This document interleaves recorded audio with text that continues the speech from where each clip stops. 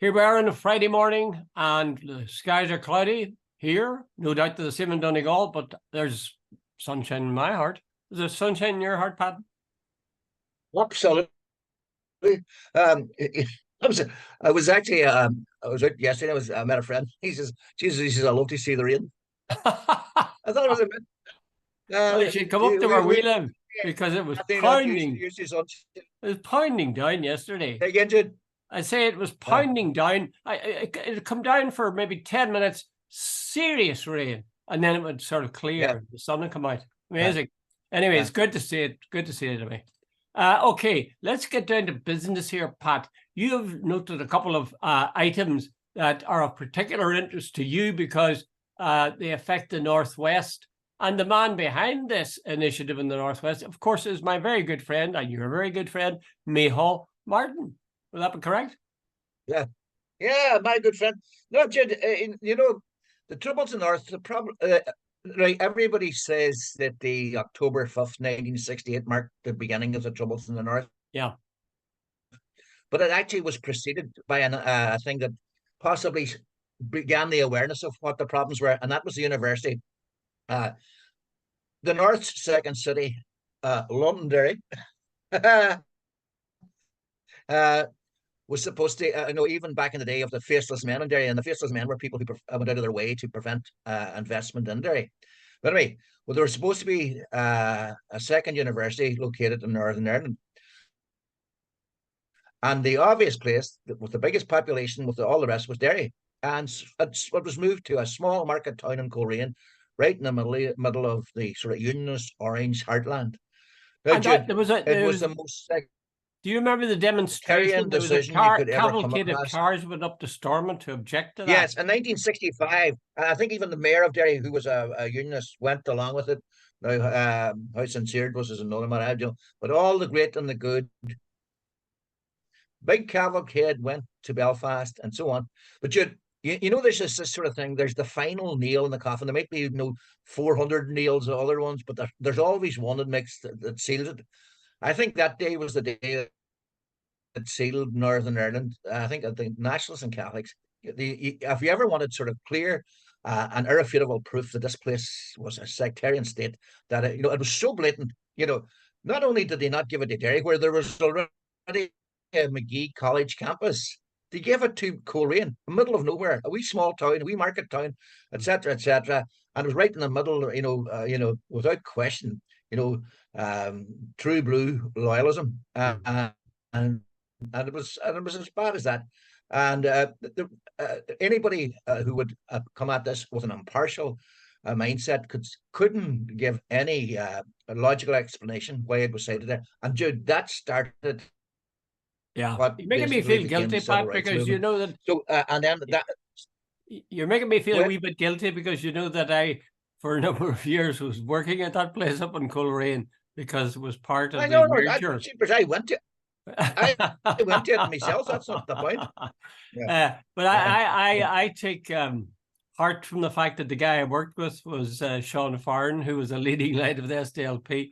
So you don't have to be a total jerk to have had associations with. But anyway, just to finish the point, last week, Micheál Martin, our friend Micheál Martin, announced basically 50 million euros, 45 million quid for McGee. Now, Jude, in 2020, this new city, whatever it is, I can never remember that thing.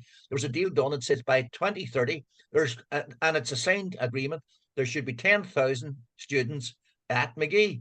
Currently, I think there's about 4,500, Jude, so they need to get their skates on. But the other thing as well, Jude, this is supposed to be a full-on cross-border university, a real link-up between Letterkenny and Derry, Atlantic Technological College in Letterkenny and McGee. Now, Jude, one final point. If you look at Galway is absolutely buzzing. And there's something like about 25,000 students at UCG.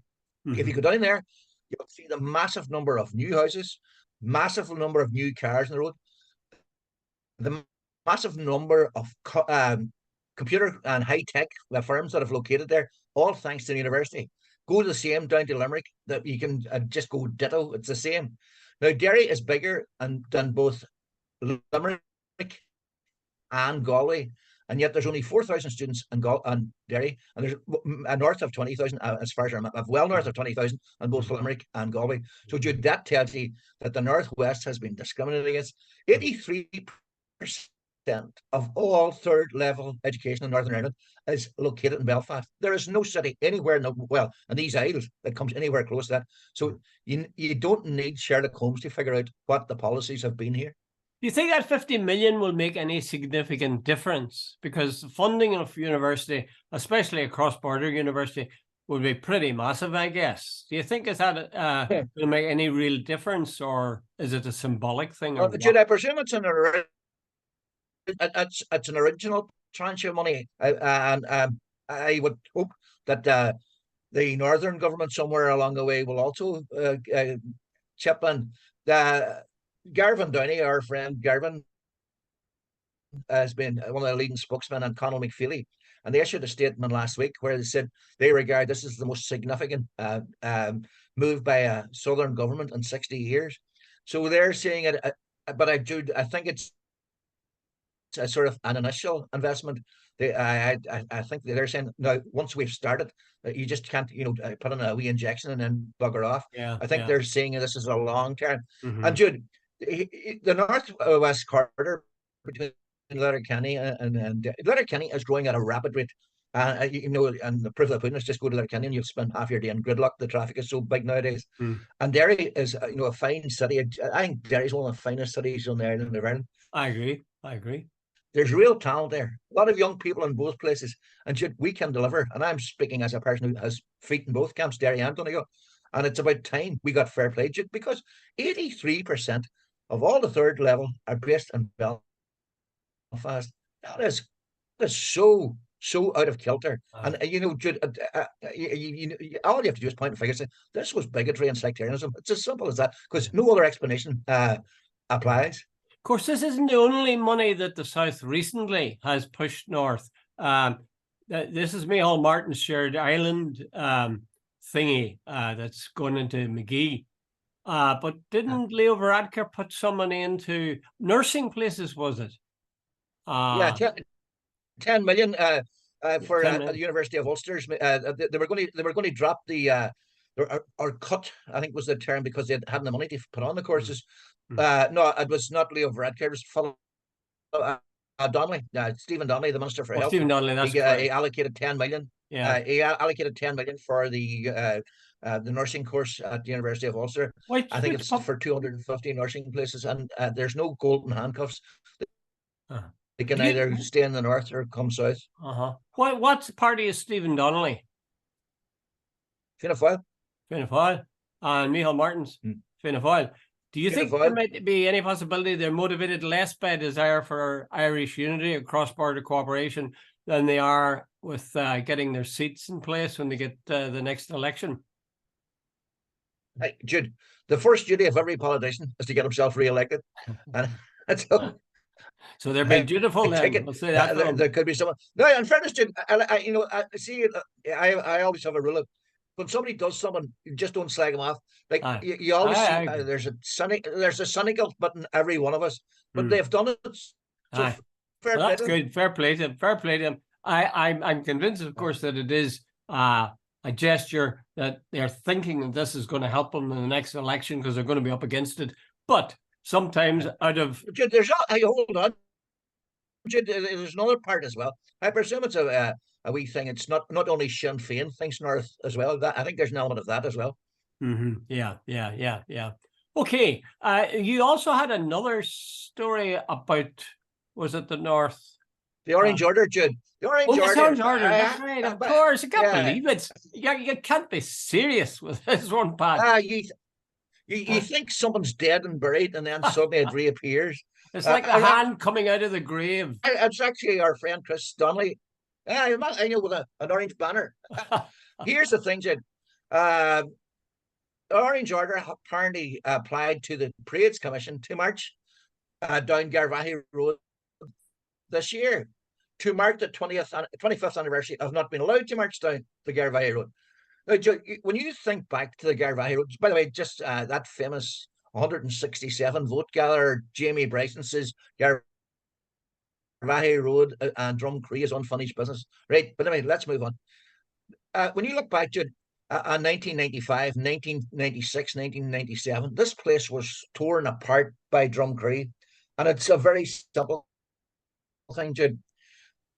It was sectarianism, naked sectarianism. You can't describe it as anything. To want to march down past a Catholic estate, stand outside a Catholic church and play sectarian music, etc., all this sort of stuff.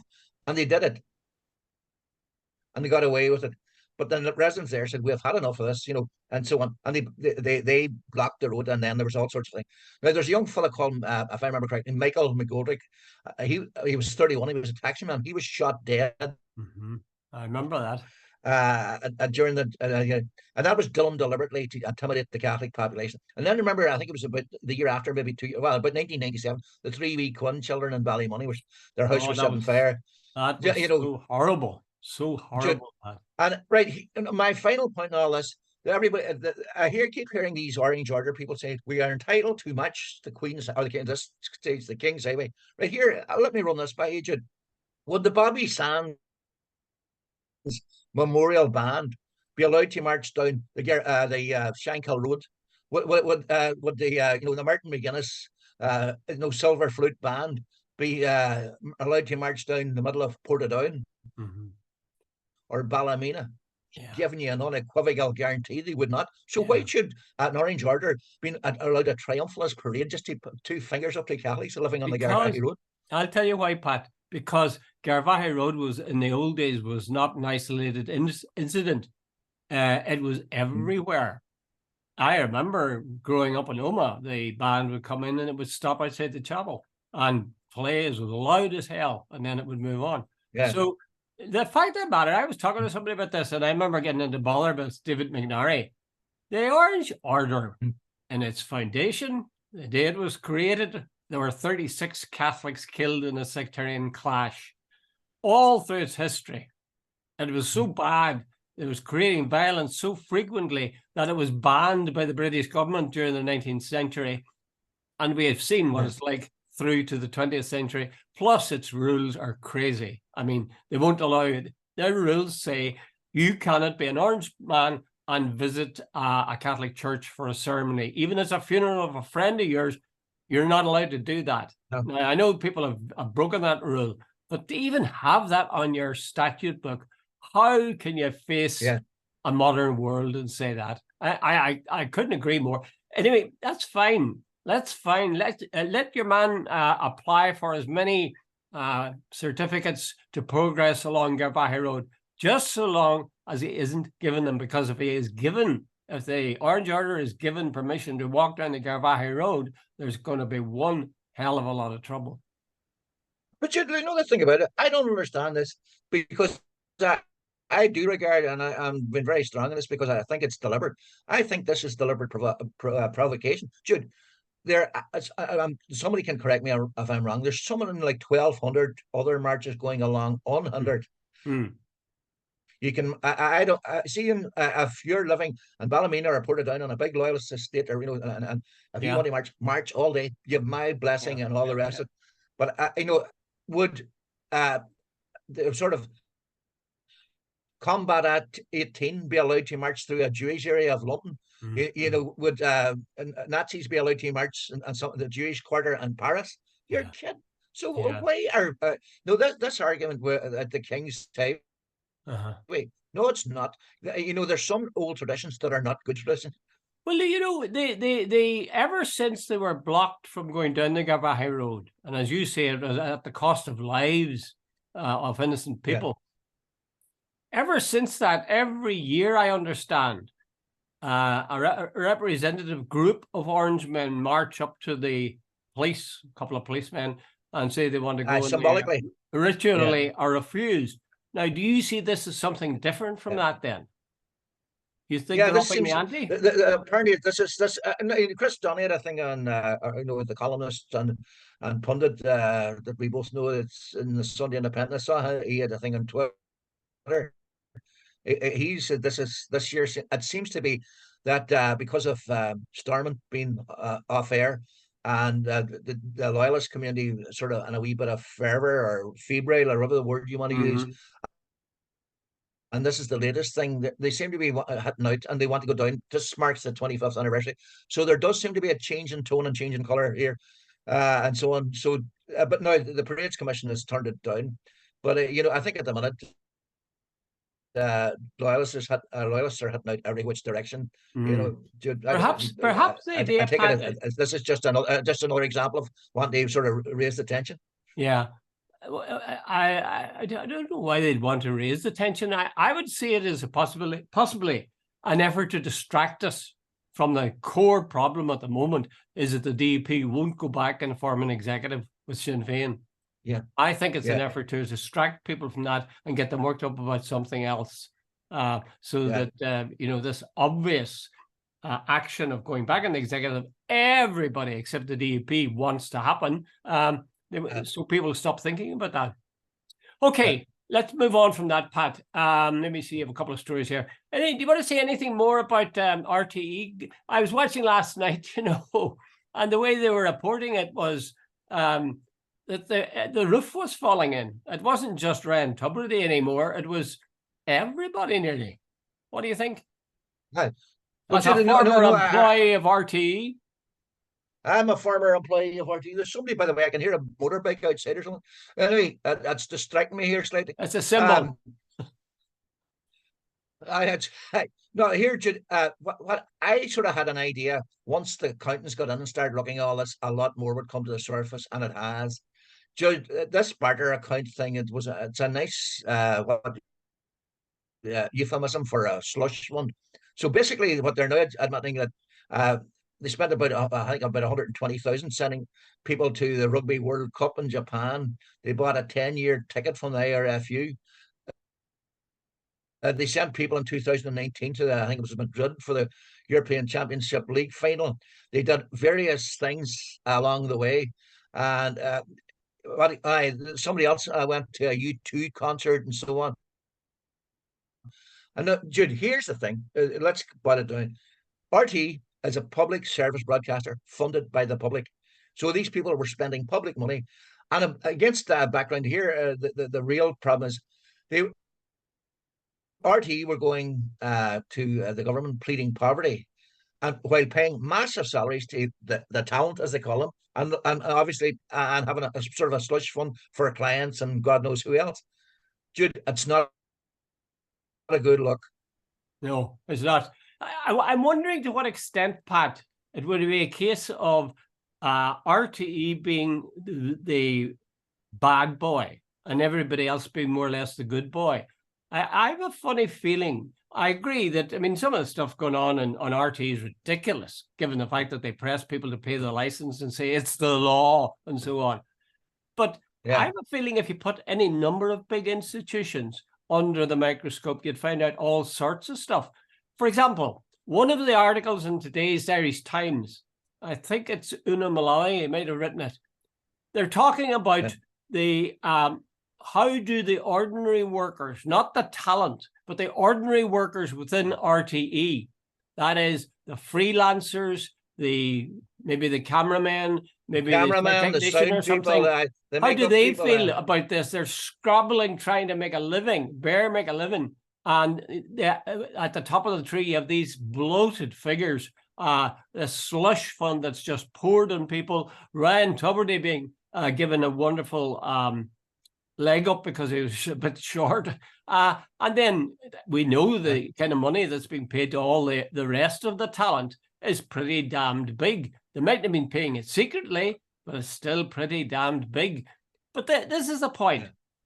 I bet if you looked at the BBC, and I know this for a fact because I've been in the BBC and I've talked to some other presenters, an awful lot of them really, really resent the amount of money that Nolan makes, because Nolan is the top earner by a long way. There are some who also say that they would seriously like to have William Crawley's pay packet. Is there pay packets? Are they public? No, but I think Nolan's is like well, the same rules apply to the BBC. BBC is a public service broadcaster, Yeah. so I presume if you went looking for it, you'd be able to get Nolan's Well, pay I'm from the not BBC sure. and Crowley's pay from the BBC. Well, I would I like to see it, and I'd like to presume to it. see. I'm not certain. Yeah, neither am I. But I think my point is this: that if you put the microscope onto the BBC, you might well find many of the faults and sort of backhander stuff that happened in RTE. The same thing was happening in the BBC. I know that for a fact in terms of being a freelancer with them for years. I mean, you were paid pittance. You were paid pittance. And there was, at that time too, there was people who were making really hefty salaries.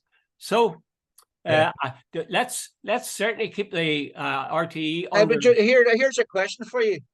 Do you think Patrick Keelty revealed yesterday Oh, yeah. that his salary for let's show is going to be €250,000? It's not bad, Jude, for a gig, and he's obviously he'll have expenses that RT will pick. You know, they'll pick. He'll probably fly in on a Friday morning and fly out again maybe on Saturday morning. He's paid 250,000 for that, and all expenses I'm sure will be covered. Well, that's the point, Pat. I think he said that his fare across or his travel money, that he wouldn't take it, and I don't know what he said, he'd give it to charity or something. There is a story about that. I think that's something that everybody is missing, is certainly overhaul the whole RTE situation in terms of pay, in terms of who's responsible, in terms of who makes decisions, etc. Do that. But remember, what's the point of RTE? The point of RTE is to make really good programs. Now, they have nobody has mentioned that. Nobody has mentioned that in all their criticism of the RTE system. Nobody has said, what kind of programs are they producing? Now, we talked about this before. The Late Late Show, for example, is bloody rubbish. Yeah. I think Patrick Keelty is regretting at this moment that he actually has done. Besides, Patrick Keelty's talking about living in England and coming over. Yeah. You know, it's got just there's a wee whiff there of, you know, the Secretary of State flying in from London for a few days and flying out again. That's not going to endear him to too many people, I don't think. Plus, they you know, they don't look like each other, and yet they do look like each other. Both him and your man that's been caught with his trousers down. The two of them they're about the same age. They're witty. They smile a lot and so on. So I'm not sure that Patrick Keelty will be very happy that what he was offered is. You see the question. Before you so rudely interrupted me and went off there, I was going to ask you. Do you think? But you've answered the question, Jude. Actually, do you think that that Keelty has found himself lifting a poison chalice? I have a feeling he has. Well, I know it's poisoned. It's a 3-year contract he has, I see. And I mean, it's not. It's quite serious money. And I'm sure he's got a lot of gigs going in on the mainland, which will not be dropped. I guess he'll go with it, but I'd say he's pretty damn sorry that he wasn't able to make the choice after your man Tubridy. After Tubridy has been disgraced rather than before it rather than after it. It's a tinted chalice he's putting to his lips now. Okay. One other figure. Do you ever listen, Pat, on a Sunday to RTE's World Report? It's on radio. No. It's on radio. The reason I listen to it is because it's before a very good. John Bowman does a little historical thing, looks back on different people and plays clips from their lives. It's very good. Bowman, I think, is a good broadcaster. But before it, there's a half hour called World Report, and it's done by freelancers in different parts of the world. Canada and Africa and so on. And I think I've heard it Jude on occasion, but I can't say I've listened to it. Yeah, it's not sensational, but it's it's quite listenable. Apparently, the extra money, somebody did the calculation, the hidden payments to Tubridy could pay for all of the World Report freelancers, wait for 19 years. So Jesus, 1 yeah. year of what Tubridy's getting extra could pay for 19 years worth of these freelancers. That's the gap that exists between the people who are Yeah. at the top, the talent, as they say, and the ordinary worker for RTE.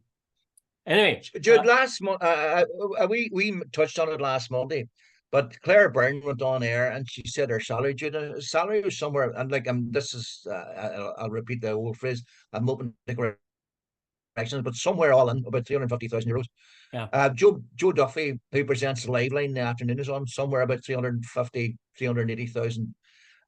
Ray Darcy, who presents a sort of radio show, but I'm music yeah, in the afternoons, is on about 300. Dude, I have really serious questions about the sort of salaries these people are on.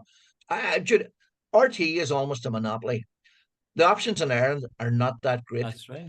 They are not so outstanding as to be deserving of such money. I don't know how RT can justify the salaries. By the way, Jude, let me come at this another way as well. There's a guy called Kevin Backhurst. He's coming in on July 10th That's right. as a new director general. And here, I have a theory. I don't know whether it's going to come into play or not. But everybody on that executive board, I would think he will sack within a very short time. Yeah. You know, the commercial director, the content director, the whatever else, because after this, the hearings before the PAC committee and before the Doyle, there are now so many questions asked about who knew what, when they knew it, who was covering up for what, and so on. Your man's going to have to sort of say, wait a minute, we need a complete a new sweep here. And the talent, they're going to have a serious look. Jude, I don't think for a minute that somebody who presents an hour and a half show 5 days a week is entitled 380,000 euro. You know, Jude, 200,000 would be a brilliant salary. You know, for anybody else. But to almost double that for Ryan Tubridy. Let's get this on the record as well. Ryan Tubridy did a show on RT daily from 9 till 10, 5 days a week, and the Late Show, for which at one stage he was paid about 800,000. That's right. That is the greatest. And a small island country like ours, nation, I might add, it's unbelievable. That's unbelievable money. And like where and who our state came up with that? You know, you got to ask yourself a question. It's crazy. I agree. But but anyway, go ahead. Your turn. Somebody told me that your man that came after Gay Byrne left and manned for some time what was his name? Pat Kenny. Pat Kenny. He's working News Talk, and I nearly swear I saw that his pay is somewhere near to $1 million. We discussed that last. That's why he moved. He was offered someone like 900. The guys in that's a commercial station. It's the guys in RTE, I suppose, could say, look at you think 350 is an awful lot. Look at your man, Pat Kenny. We're just scraping by. Anyway, I come back. I'd say he's probably the only one. The only point I would make is, for God's sake, when you're doing the cleaning out of the stables, look at the quality or ways of improving the quality of program you produce. I want RTE to be good. I want it to be the station I like going to. The fact of the matter is the BBC is riddled with faults, but it does produce some really good quality programs. And there's no reason why Ireland couldn't do the same thing. For God's sake, there's enough talent here. Any amount of it goes across the water. I do hope there's a strategy in place for that. It's like nobody produces drama like the BBC. Yeah, that's right. I was watching their recent series, Jude. The £10 palms. It's okay, a wee bit stereotype, but it's also very, very well done. It's always professional. They do even their question time. I always say that to my wife, that even when the questions aren't great, somehow or another they manage to package it in such a way that it's watchable. And I don't think that's the case with. I mean, a few minutes with oh God, I've lost you now. A few minutes with Ryan Tubridy on the Late Show, and I've had enough. Yeah, okay, absolutely. Let's move on to another one. What else have we got here? Oh, neutrality. the Fintan O'Toole is really putting the boot into people who are looking for Irish neutrality. He says, for example, here's one for you. Amusingly, this is in today's Irish Times, amusingly, even Sinn Féin supporters are happy to let the Brits defend our free Gaelic airspace. And in Irish Times poll, only 17% of them said they were unhappy with that arrangement. And even when he says that Ireland always, he says, essentially follows Britain's lead. And the exception to that is Charlie Haughey and the Falklands, that Charlie Haughey disagreed. And of course, him being Fintan O'Toole, he says it was probably more a case of Haughey seeking to match Thatcher's gunboat diplomacy with his own showboat diplomacy. I think that's sort of disgraceful. I really do. I mean, for him to say that Charlie Haughey, because he didn't agree with Thatcher, that they should send troops across the world to this few godforsaken islands. A more power to Haughey's wee elbow, is what I say. No, you know, Jude, I don't know what's going on in Ireland, but Fintan O'Toole, the darling of the Liberal left, has gone seriously right-wing. The Irish Times, at one stage, the darling of the Liberal left, has gone seriously right-wing. They're columnists nonsense. By the way, I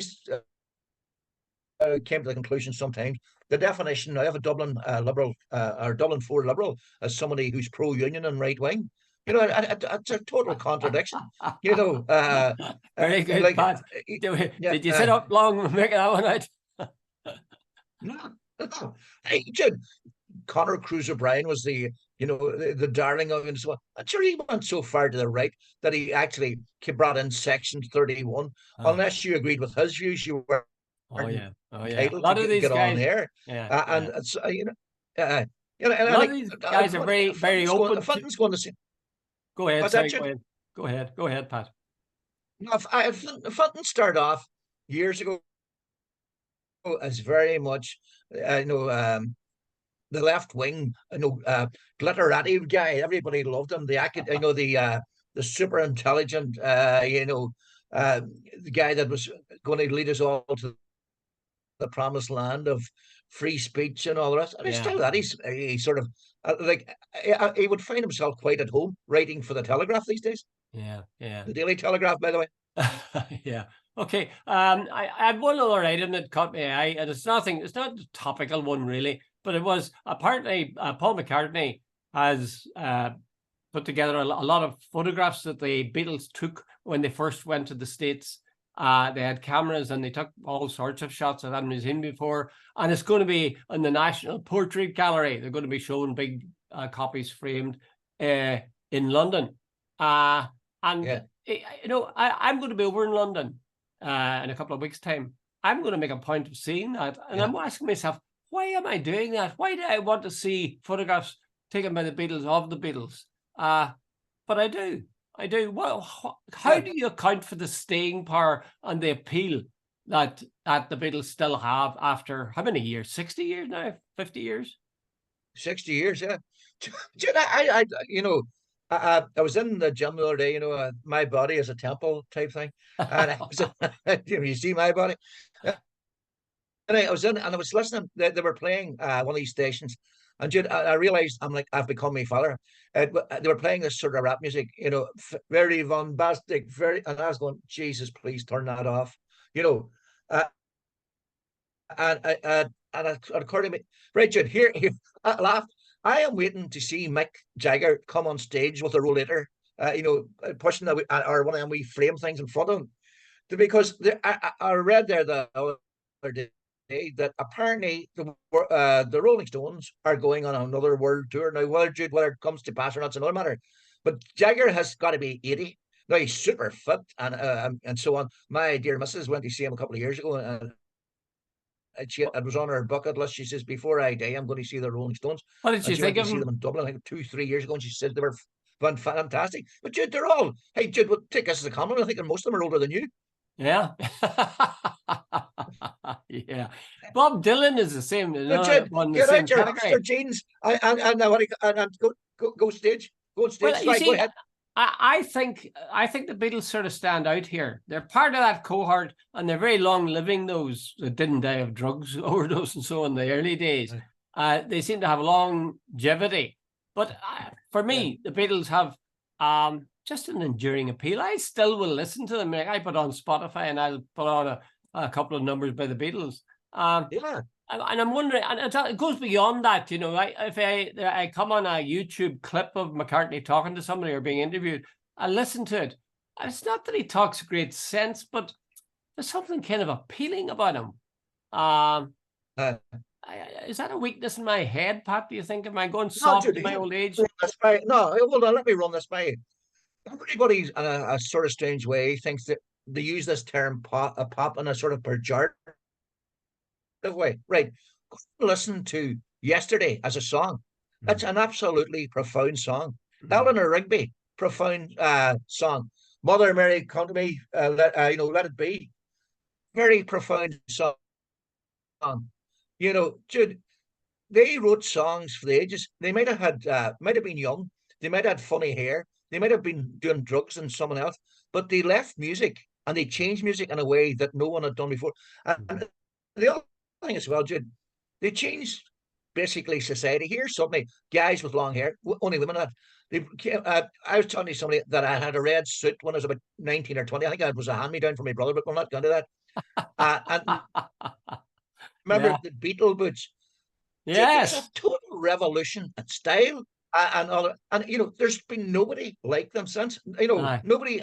What's that word? Zeitgeist. They created the zeitgeist for that era. That's right.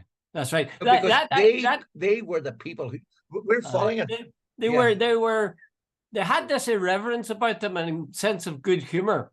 You know, when guys would ask them serious questions, they would make a laugh, you know, or they'll push each other or whatever. I just thought there was very appealing, a feeling of camaraderie between them and ordinariness, not giving a shit, you know. I thought that was wonderful. Whereas before that, you know, you had the Matt Monroe and the straight up guys singing, you know, beautiful tenor voices. And here these guys Frank Sinatra sitting with his whiskey and his fag on stage. They were good. They were good, but they weren't the revolution. I'm not knocking them at all. I can't. But Jude, wasn't there a great story about Ringo Starr? You said how ordinary they were. Ringo Starr told the story that after he joined the Beatles, they were flying from London, Gatwick, I think it was, up to Glasgow, and the air at the gate, he was told stewards said, "Sorry, we can't go on this flight. All the seats are full." And he says, "Sure, I don't mind standing." You know, he said he had no idea, you know, about flights and about all the rest of it, and he thought it was like a bus.